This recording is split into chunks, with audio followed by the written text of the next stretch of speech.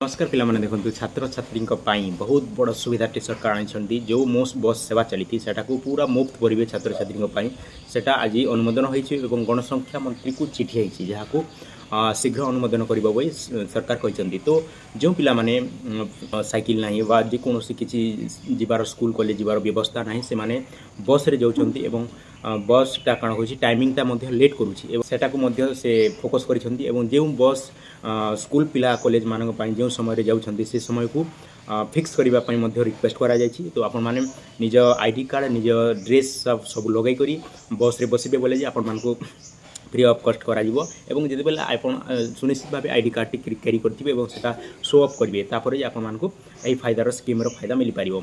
तो टाइमिंग मध्य फिक्स करबा पई कहा जायछि आपण जदि 10टा रे कॉलेज रहउछि बोले आपण को 9:30 पर्यंत फिक्स करिक से कॉलेज के आपण मान को पहुंचे दिया जिवो। तो बहुत बढ़िया स्कीम आस जायछि एवं छात्र छात्री पई बहुत बड़ खुशी खबर। बहुत सारा एमिति पिला रहउछन्ती जे माने एफोर्ड करि नै पारंती बा साइकिल मध्य नै बहुत सारा दुरिया मध्य होउछि। तो धन्यवाद समस्त को एही फायदार उठंतो।